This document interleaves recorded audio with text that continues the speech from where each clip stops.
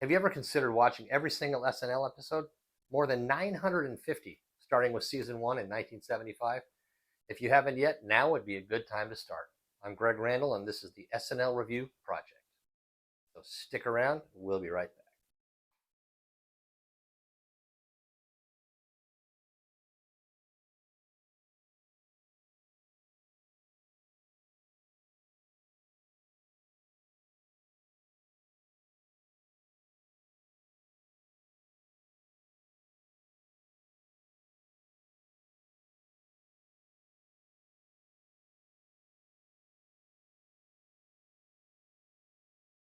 New episodes of the SNL Review Project will be posted a few times a week, so don't forget to subscribe so you don't miss any. So here we go, Season 1, Episode 4. This show aired on November 8th, 1975. The show is getting its legs very quickly. The cast and crew now have 3 shows under their belts, just had a week off. Their show schedule was 3 weeks on, then a week off, 3 weeks on. Anyway, now they're back, fired up, and ready to go. This episode's host is Candice Bergen, the first female host for SNL, and incidentally, she was also the first person to host SNL twice. Shortly, you're going to learn about other important firsts that take place in this episode.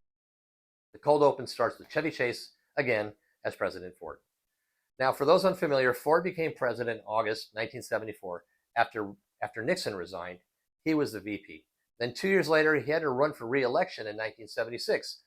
The first season of SNL started right during campaign season for President Ford, and they bagged on him repeatedly. Chevy's impersonation, used many times in the first season, shows the president as being a bumbling idiot, continually injuring himself through pratfalls or portraying him as a moron in general. In fact, when Ford lost the election in 1976, many political commentators gave SNL, and especially Chevy, credit for his loss. SNL may not have been responsible for Ford's loss, but they certainly helped. This power over politics and the media would be employed continuously throughout SNL's long reign on TV, often helping to change the results of elections by showing certain politicians in a bad light. Now, Chevy is on stage as Ford at the presidential podium, and he's giving a short speech. During the 2-minute long sketch, Chevy smashes into a flagpole, he repeats himself continuously, he bangs his head, he drops things, and he ends up by crashing over some chairs and falling violently to the floor. Chevy was known for these exaggerated pratfalls, and the stunts resulted in permanent injuries to his back. One injury, sustained at the beginning of season 2 on the SNL set, resulted in Chevy taking 2 weeks off to recuperate. We'll get to see that one in an upcoming episode of the SNL Review Project. So after the cold open, Candice Bergen is on stage to deliver her monologue. Candice was a well-respected actress at the time of this airing of this episode. Prior to appearing as host, she'd already starred in half dozen films. So during her monologue, she's leaning on a stool. John Belushi appears behind her in his bee costume and proceeds to sit on her hand, mugging for the camera. Chevy comes out to swat the bee away, and hilarity ensues. Well, not quite hilarity, but it is funny, and the audience eats it up. The monologue is short and sweet, and we move on to a commercial parody. This one is an ad for the Ambassador Training Institute. Andrew Duncan, an uncredited actor. Why they didn't use one of the cast, I have no idea. Well, anyway, he's a spokesman for a school that teaches you how to get a cushy job as an ambassador in a foreign country. He also has an epic comb-over. I mean, this is one for the record books. It looks like the part starts under his ear. That really has nothing to do with the sketch. It's really just a personal observation. The ad is well done. It's really similar to the commercials that were running on daytime TV in the 70s. Very close. So the first sketch up is Danny Aykroyd as a CIA employee in charge of the CIA Records Department. It has Garrett Morris as a congressional aide coming to the CIA Records Department to see his CIA file. That's really all I have to say about this completely unremarkable sketch. You might note that I spend much more time whining about the Muppets, but I really dislike the Muppets, and I like Dan Aykroyd and Garrett Morris, so I'm going to cut them some slack. I'm not going to talk about it anymore. This is my show. I'm allowed to play favorites if I feel like it. You'll probably see more of this type of thing in future episodes. Sorry. Now we have something really remarkable to see. It's Chevy's original creation, the land shark. The movie Jaws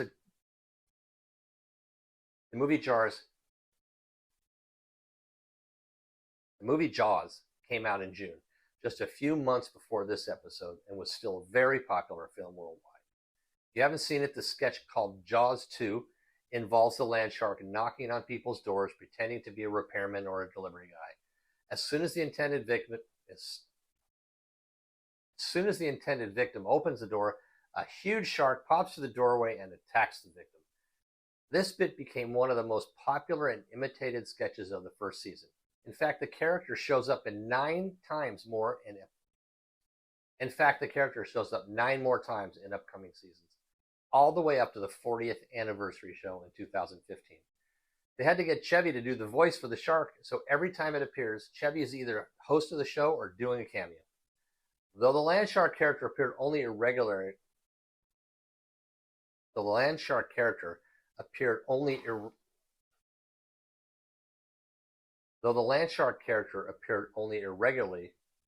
what's it doing?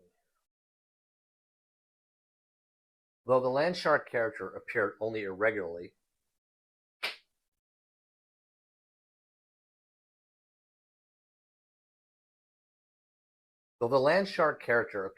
irregularly, on Saturday Night Live, it's entered the American pop culture. References to a land shark, often preceded by the words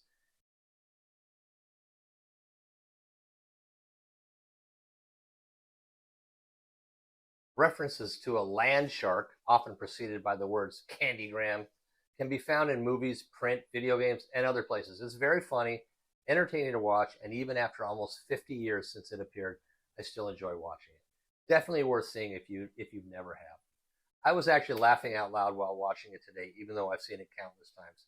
But some say I'm an idiot, so you should take my opinions with a grain of salt.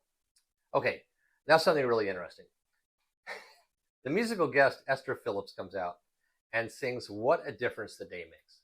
Nothing remarkable there. What is remarkable is how she finishes each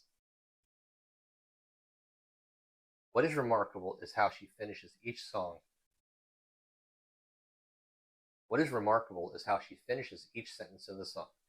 She does this like a dolphin on the last letter of every word in every sentence. I really can't explain how bizarre this is. I really can't explain properly how bizarre this is. Every time I watch it, I can't look away. It's like a bad car accident. I'm telling you, halfway through the song, I'm laughing each time she does it. But apparently the joke's on me. When I did a little research, I found out she was nominated for 4 Grammys. When I did a little research, I found out that not only was she nominated for 4 Grammys, she was twice nominated for the Rock and Roll Hall of Fame. So someone must have appreciated her distinctive vocal style. Check her out on this episode if you want to judge for yourself. Chevy picks up where she leaves off.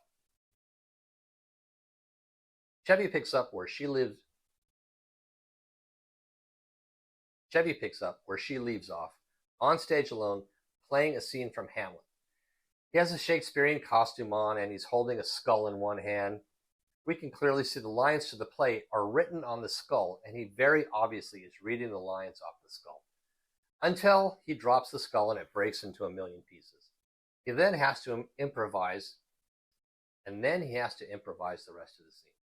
Mildly amusing at best, but what happens next is kind of shocking. He looks at the pieces of the skull in his hand, and as if he was reading from it, he says, "It looks like it's time for the Polaroid commercial." Wait, what? Yes, it happened. So SNL was not rocketing to the top of the Nielsen ratings.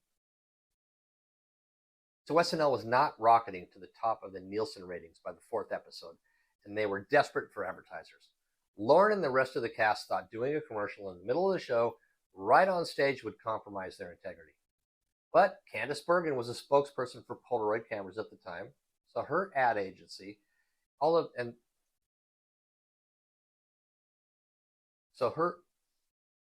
her ad agency had the 2 of them on stage, her in a bee costume, Chevy in his Shakespearean costume, playing around with an SX70 Polaroid camera for about 60 seconds. Lauren later insisted that everyone get in on the action. They could all use the extra money, which was about the same as their weekly paycheck, and each of the players did a live Polaroid ad over the next few weeks. Actually, I'd rather see a live commercial on stage during an SNL episode than seeing the Muppets, but I don't really have an option. Polaroid did drop the campaign after a few weeks, so apparently Lauren's integrity was not compromised as much as they had feared would happen. Then, to no one's amazement, a commercial parody appears. Now consider this. SNL's commercials were so realistic that it actually caused problems for the local NBC affiliates around the country. This is how it works. Some of the 25 minutes of commercials during each show were for NBC to sell to national advertisers. All the local stations carried those. But for some of those spots, they were held for the local affiliate stations to sell. So when the guy at the local station saw the slot open up, he would run the local ad. But sometimes they mistook parody commercials for a real national ad, and they ran the local instead of the... It was a huge mistake. It screwed up a few times. Lauren was really not happy about that. Anyway, this parody on SNL probably wouldn't be run today. It's a takeoff on the old AT&T commercial advertising long-distance service. This parody on SNL probably wouldn't be run today. It's a takeoff on the old AT&T commercials advertising long-distance phone service. The gist of it is that this mom has her little boy try on a dress for her so she can alter it. And then when he becomes gay, yes. And then he becomes gay. And then later when he grows up, he becomes gay. Yes. You read it here first. Let's move on. Another first on this episode. This is the first time that Chevy says, "I'm Chevy Chase and you're not," at the opening of Weekend Update. The jokes are getting better on Update, although most were about how dumb or clumsy President Ford was. Jane Curtin shows up to perform an editorial while Chevy makes faces behind her. It's actually pretty funny, especially if you like immature humor like I do. Candice Bergen performs a live Then Candice Bergen performs a live commercial parody. Most were filmed early in the week. Then Candice Bergen performs a live commercial parody. Most of these were filmed earlier in the week. This one, she plays French actress Catherine Deneuve in a Chanel perfume ad. It's funny and a pretty good copy of the ads Chanel was running at the time. After that, she introduces Andy Kaufman again, and she includes the word genius in her description of him. Well, let's see, shall we? He comes out dressed in exactly the same outfit he wore in his first two appearances, standing next to a large bongo drum, like the kind Ricky Ricardo used to play. If you don't know who that is, never mind. He starts trying to recite a joke, this time using a very heavy Eastern European accent. If you know the character he played on the sitcom Taxi, it's the same person. The character he's playing is a very bad stand-up comedian, but he's pretty funny, and he's actually very good at this type of humor. Then he jumps into doing some impersonations, very badly, all using the same European accent, until he forgets the rest of the routine and decides to sing and dance instead. He does this all very badly. All in all, it's a lot of fun to watch him get embarrassed and try to hold it together. You can be sure that no one was performing this kind of humor back then. It was very fresh and innovative. You can also see why watching him became as popular. You can also see that after watching him, why he became as popular as he did become. Andy would go on to appear on SNL a total of 18 times before he was permanently voted off the show forever during the eighth.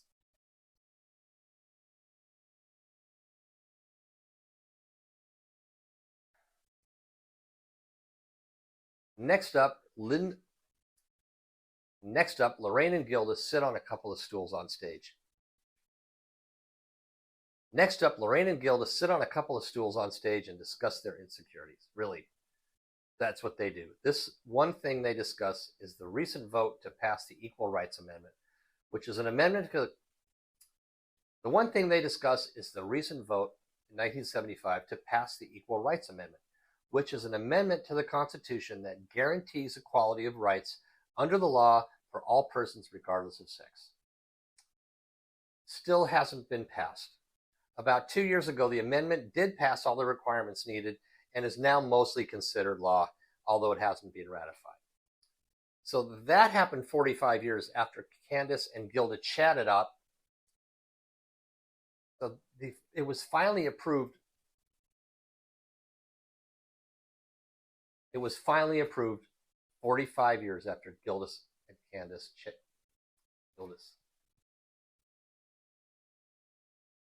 It was finally approved 45 years after Gilda and Candice chatted about it on SNL.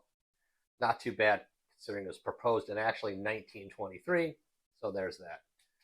When they're done chit-chatting, Candace introduces a short film by Albert Brooks. Yay! This might be the best one we've seen so far this season, except it's only the 4th episode. This one is slightly more watchable than the others he has tortured us with.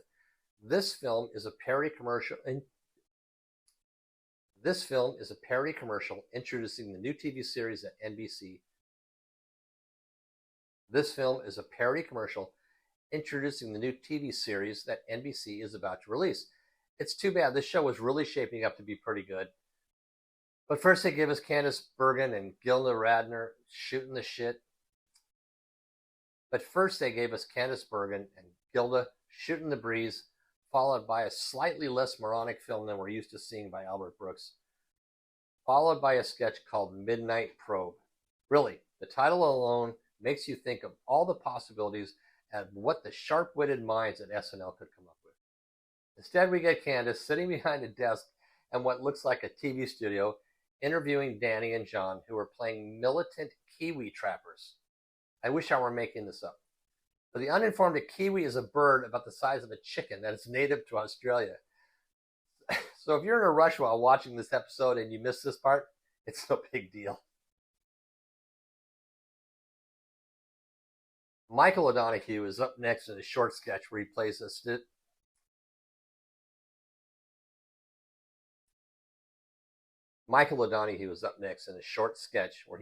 sadistic man crank calling an airline receptionist.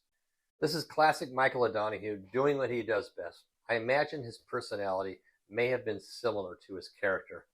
It seems like he was regularly writing material like this. My favorite, The Muppet Show, is up next in another incredibly juvenile sketch, and somehow this was written for adults. Keep in mind, Jim Henson didn't write any of the Muppet sketches for SNL. It was pushed off on the staff writers with the least seniority. This sketch is a perfect example of showing how much the writers disliked writing for felt. Said I would watch all of every SNL episode, and I sat through this rubbish again for you guys. As we begin to wrap up the show, we're presented with a bit of Candice Bergen and Belushi, where she is portraying a journalist interviewing the ruler of some third world country, who is played by Belushi. It has a bunch of really absurd sight gags, including one where Candice shoves a marker up John's nose. The whole thing is kind of pointless, but it's somewhat pleasurable to watch. And Garrett Morris and Jane Curtin give us the last sketch of the night. She portrays a white woman who passes herself off as an expert on black authors. Short and to the point, I'm not sure if they would air this today, where cast members are jokingly referring to black people, or let's just say it's extremely not politically correct. Then Franken and Davis performed voiceovers for a short film called Pong. All you see on the screen is the Pong game screen. All you see on the screen is the Pong game screen as they play and discuss Al bringing his girlfriend over to meet his parents for Thanksgiving. This is about 60 seconds of blah, blah, blah. Not really a must-see part of the show, in my opinion. So there's just a couple minutes left in this episode, and I thought I was going to get away without seeing Esther Williams perform again. Really, you need to watch her perform and let me know what you think. She can really sing, but I can't help laughing when I hear her extended vibrato. But then again, I have the sense of humor of a 12-year-old. And one last first for this episode. This is the first time the cast appears on stage with the host at the end of the show to say goodnight. So there you go. We're done with episode 4 from season 1. This episode scores a 6, showing continual improvement as the cast gets better. This episode scores a 6, showing continual improvement as the cast gets a few episodes under their belts. Don't forget to subscribe so you'll know as soon as another episode of the SNL Review Project. Don't forget to subscribe so you'll know as soon as another episode of the SNL Review Project drops. Thanks for watching.